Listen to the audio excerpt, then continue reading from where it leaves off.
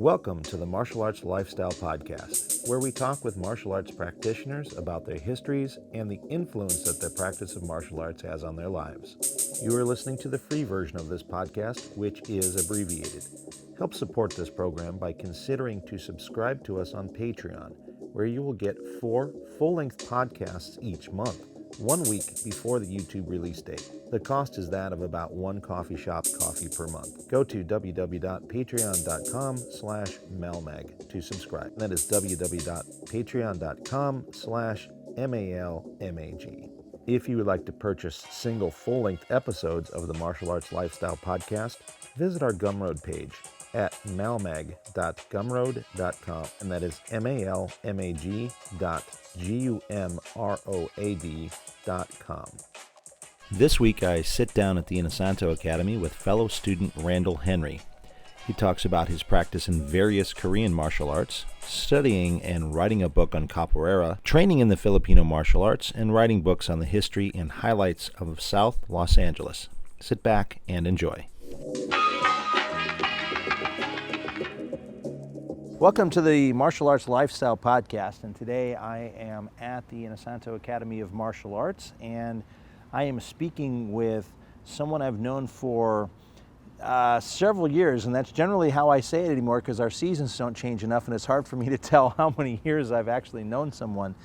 But this individual is someone I talked to after class and before class many times, and just found his story to be incredibly fascinating. He's got a lot of experience in life in martial arts, and he's just an all-around interesting person. I've been looking forward to having him on the show. And this is Randal Henry, and he goes by Randy. And I don't know, I'm going to let you talk about yourself as opposed to me talk about you, but thank you so much for taking the time and sit down and have a conversation with me. Hi, Tim and everyone. Thank you for inviting me to be on the podcast, and I'm glad to be here. Awesome. Well, I guess we'll kind of cut to the chase. Usually I just kind of ask a person about their history in the martial arts, and what got you interested in training martial arts? Well, I loved the Green Hornet when I was a kid. The Green Hornet was on, and I love Hapkido, of course. And my mom bought me a Green Hornet play set. Oh, man. Where you could put, I forget what they called it, but there was this little plastic clothes. Right. And you would put them on, and you would, Hapkido had a mask. And so this is like G.I. Joe era, like the early G.I. Joe eras. Yeah. And I probably begged for a Green Hornet lunchbox, and if the crazy thing, if you had all those, you know how much you could retire on selling those right now if you still had those. I would be rich, yeah. But I love the Green Hornet, and whatever the Green Hornet was doing, that's what I kind of knew I wanted to do something like that. So that was like my first memory. You know, obviously that was Bruce Lee and right, and playing the role of Hapkido. That is really cool. So that was the 1960s then, and I'm pretty sure that something like that kind of kung fu was not readily available, obviously. Because the world had just kind of seen it, as far as the outside world had just kind of seen it maybe a couple years earlier, 64. So what was it you found that, how old were you when you started to study it? You know, I was a kid, but I did know about karate. My granddad was a World War II vet. My dad was a Korean War vet, and my older brothers, who's 13 years older than me, was a Vietnam era vet. Oh, so wow. I was aware of martial art. I was aware of that and karate because my dad had been in Korea, and right. He knew people came back that were studying. Like one of my other cousins had studied karate. Everything was karate everywhere. Right, it right, didn't matter yeah. what it was. They just called it karate. You know, so even kung fu was right, it was karate, Chinese karate. So I was kind of aware of it, and then we would imitate Hapkido, and we would jump around and say "Hi-ya," and right. then there was cartoons. There was Jiu-Jitsu. Jiu-Jitsu? Do you remember Jiu-Jitsu? No, but I'm gonna go look that up. That really sounds interesting. Yeah, there was one. It was called Hong Kong Fooey. Hong Kong Fooey. I mean, not Hong Kong Fooey. It was Bat Fink. Bat Fink had a guy named Bat? Jiu-Jitsu was his wow. thing. So I was aware of judo and jujitsu, and then my granddad loved wrestling, so I knew who Judo Gene was. I knew who Kenji Shibuda was. I knew different ones, and I wanted to do that, and it was just like wrestling and fighting, different from boxing. But so I didn't get any formal training. There was no, where we lived, wasn't, actually there was a silat. Really? In our area, but nobody knew what it was. Right. Nobody knew what it was. They thought it was a restaurant or something. I do remember it. I forget what the name, but it was some type of silat, and I wish that we had known. So, but karate was all we knew, and all my mom knew. She's like, I couldn't find any karate class. Then I think the And where was this? Where were you? This was in Los Angeles, where we lived, and then around in middle school, you know, of course, Enter the Dragon had come out, and all that stuff. But the movie that did it for me was one.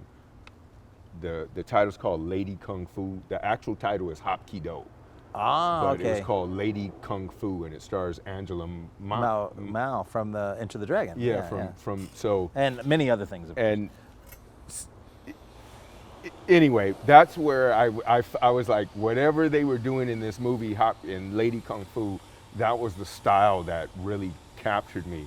And then we had my middle school teachers. So I was in middle school, basically. Right. My middle school teachers, there was one guy who he was a Filipino man. He taught us Filipino arts and culture and karate. Him and the middle school instructor. You know, wow. And so what was I, 12? Now, did he teach you eskrima, or did he teach you dance, as far as a Filipino We art? did taninkling.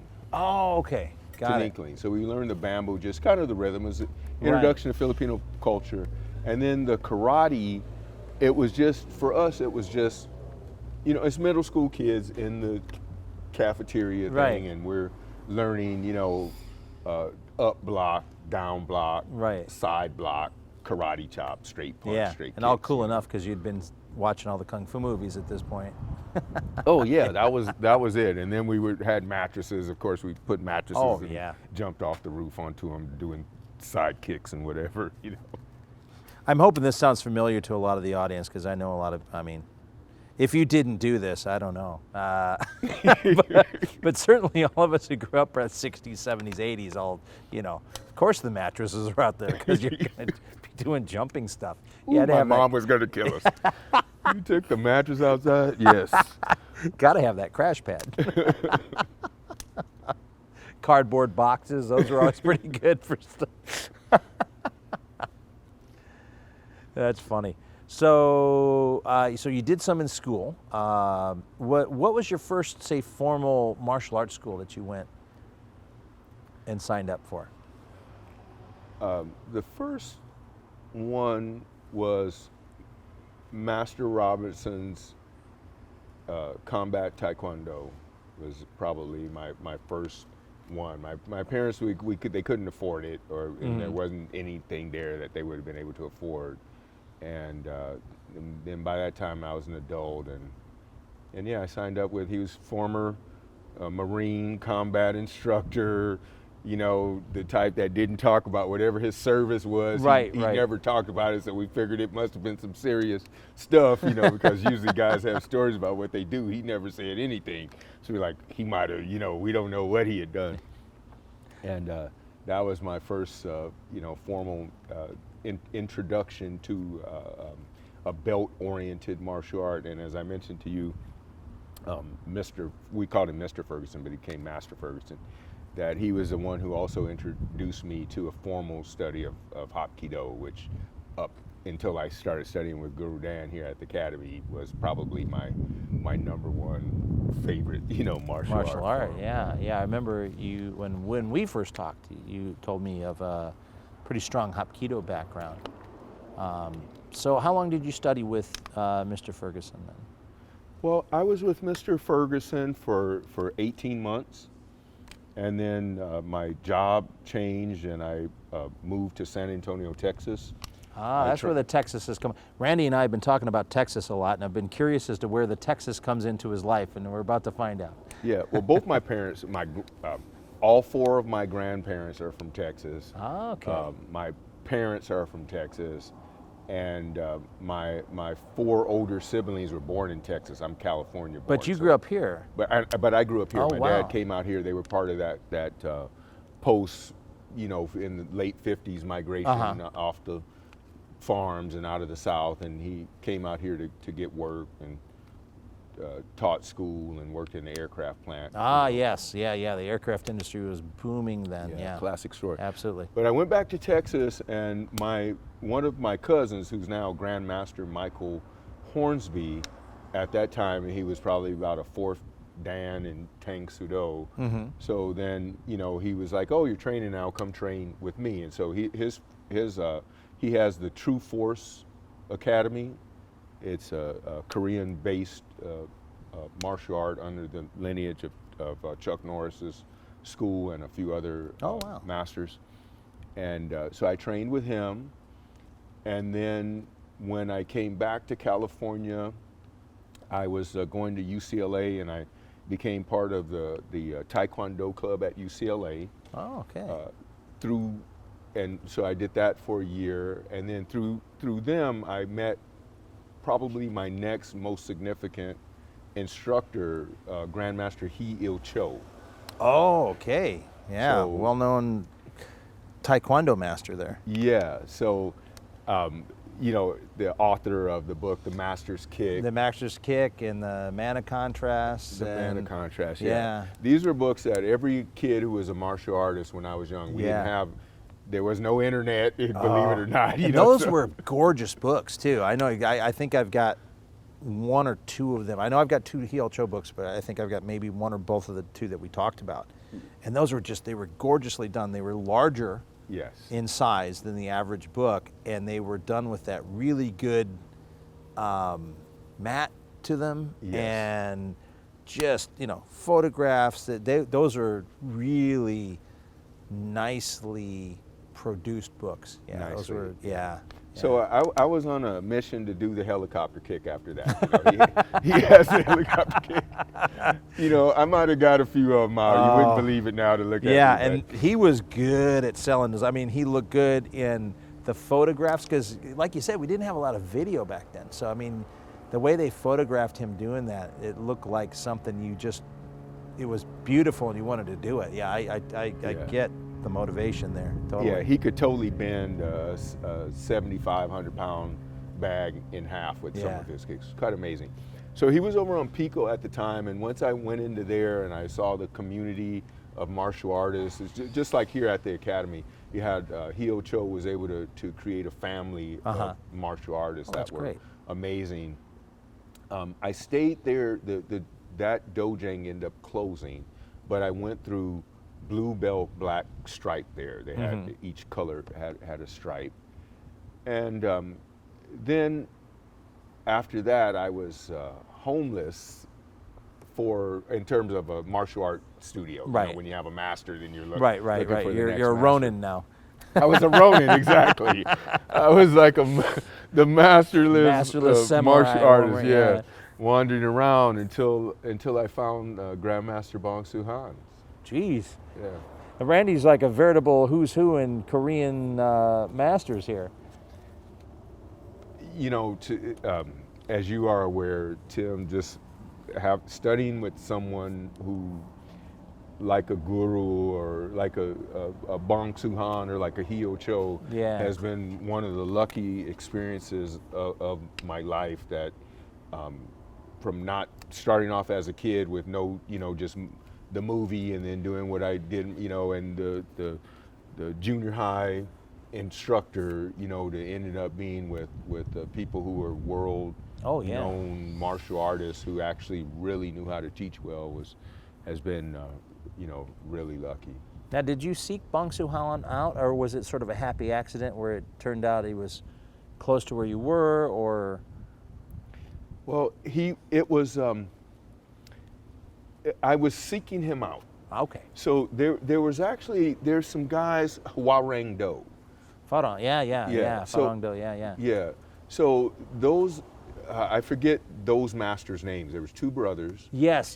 Dr. Mark Cheng knows them pretty Right. well, yeah. So it was between them, and I was trying to pick out who was going to be, my next guru, Right. So I looked at them, and then there were a couple of other people that I looked at, and then there's a judo club that was over off Sawtell, where there's a grandmaster judo instructor, and I was thinking that, I might try judo, but when I went into Grandmaster Bong Soo Han's place, as soon as I stepped in, there was no question of where I needed to be in terms of my martial art progression, what I wanted to learn, the way I wanted to learn it.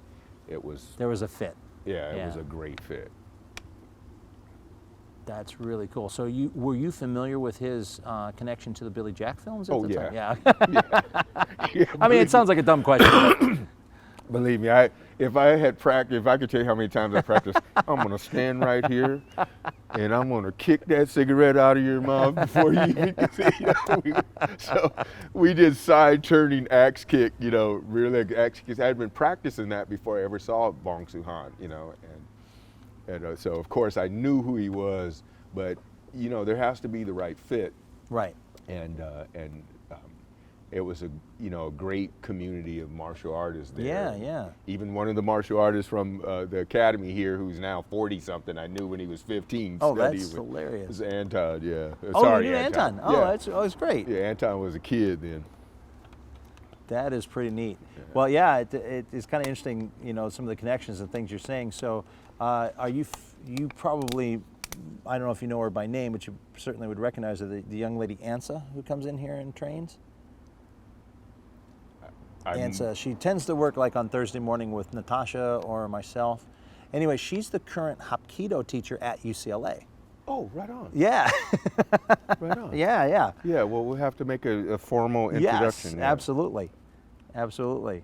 Yeah, it's interesting how all these roads kind of intersect down here at this joint anyway. It's like Grand Central. Oh yeah, everyone here at the academy Town center brings something, whether even not necessarily martial arts, but just a lot of life experience, right? And different exploration and mastery and expertise in a lot of different areas. It makes Absolutely. it a nice place to be. So it sounds like to me that you sought out Master Bong Soo Han, and then you said it was a fit. So it sounds like that you had an expectation going there, and it met it. The school and the teacher met the expectation that you had. Yeah, Grandmaster Bong Soo Han was teaching us a philosophy of life. Mm-hmm. And it wasn't just, kicking and punching. Many of us who end up just like here at the academy, many people who've been in there, we already could kick and punch and box and had wrestled in high school. We had done a bunch of different things, right, and felt like we knew, could basically defend ourselves. That's not why you go to a Bong Soo Han. You go to Bong Soo Han for somebody who could elevate you as a person, right, and help you to understand the, I know it sounds corny, but the actual truth behind martial arts. Like what is it that we're really, what you could actually attain through your martial artistry. Like you could acquire a peacefulness in your life. Right, yeah. You could enhance your relationships with people because you learn how to give and take. You learn how to be friends with people because you can't do the stuff we're doing without trusting people and doing stuff like that. So there's a lot of stuff there where you have to learn to be trusting and open, and you have to share of yourself, because the way that we would, Hapkido is the art of coordination with another person. So you have to cooperate. Right. You can't do it without another person. And it's funny how you go in there and you think you're going to learn kicking and punching, but you end up learning a lot of other things about yourself, or how you can use martial arts as a way to approach life and have it be peaceful. At least for me, that's what I got out of it, because there was a lot of, of course every school has their martial arts creed and rules and everything, But there, we would try to incorporate that into the way that we work together. Mm-hmm. You know. Yeah, yeah. So, and then there was like the basic thing there that I really like was everything starts with the bow and it ends with the bow. Yes. Meant approach things humbly and respectfully, Right. which is the same thing like Guru. Tim and I were having a nice Thai lunch earlier. That we were saying what Guru Dan says that essentially approach things respectfully. Right. And then you can learn more. Right, right. So that was a good fit for me. Not that I was respectful, but I wanted to be more respectful. I'm a friend, but I wanted to be like a better friend and how to. Yeah. And then you know the other thing about it is, and just martial arts in general, is it allows you to learn a lot about another culture in a way that because you're actually doing the culture, you end up relating to the culture in a way that you never knew, that just moving the way that culture moves helps you understand. You're saying, I mean, I hope martial artists understand what I'm talking about. Yeah, I think most martial art people probably totally get that.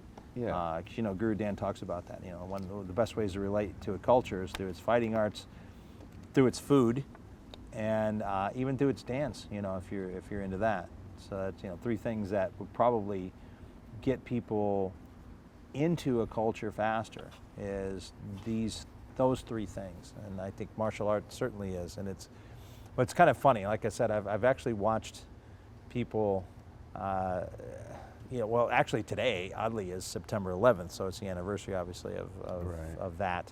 And post 9/11 America has brought, you know, about some really interesting feelings from people, and, you know, it's fear is something, you know, I get, and it makes people say stupid things, but, you know, I've seen the biggest Islamophobe type people love Silat, dress up that way and practice. And I'm like, do you understand you're dressing like a Muslim? You're doing Islamic symbolism with your hands. You're doing a bow-in that is essentially Islamic.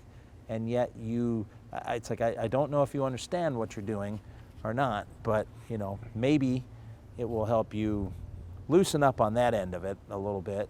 And, you know, there's a difference, I think, between a culture of people with a faith and a culture of people who want to blow things up. Yeah, I like the way Guru Dan approaches that with humbleness and appreciation for the culture, and able to accept those things without feeling like he's gone too far in one direction or another. Right. It's really cool. Yeah. I mean, he certainly serves as an example for that, and the nice thing is he brings people in, so I think all of us get a chance to observe him as the student as well as the teacher, and that really does come across as an amazing example. Yeah, no doubt. He's a role model for that, and as I move into the future of martial arts, I'm going to be inspired by Guru Dan to keep to not only just build upon the foundation that I have, but to do new exploration and see how that fits in with my current knowledge. Well, certainly the little bit I know of your background in martial arts seems like you're absolutely doing that already.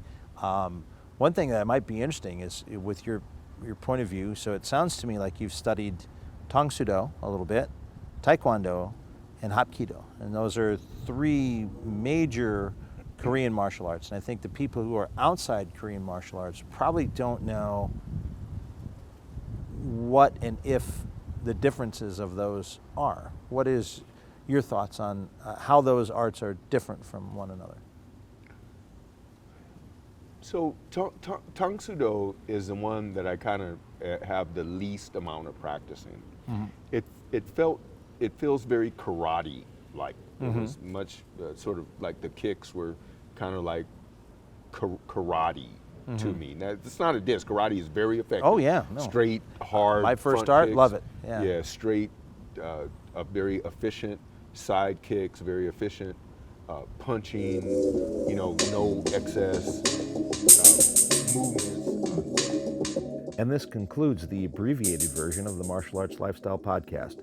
Please click the like and subscribe buttons as well as the notification bell. Also consider subscribing to the full-length podcast at www.patreon.com/malmag or purchasing individual full-length episodes at malmag.gumroad.com.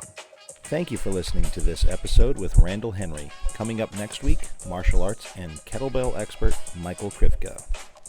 Check out the Malmag store at www.martialartslifestylemagazine.com and click on the store tab. There, you will find a full selection of Timmy B's brand sticks for FMA and Krabi Krabong, as well as Timmy B's and Dos Manos t-shirts. Many more products coming soon. Also click on our courses tab to purchase online courses, right now featuring a course in the Dos Manos stick of FMA. More courses to come. This show is produced by Martial Arts Lifestyle Magazine. Visit us at www.martialartslifestylemagazine.com and enjoy the free version of our online magazine with articles, a recommended schools page, and a worldwide events calendar. Music by Jackal Relic. Martial Arts Lifestyle Magazine and the Martial Arts Lifestyle Podcast are trademarked and copyrighted by TNT LLC.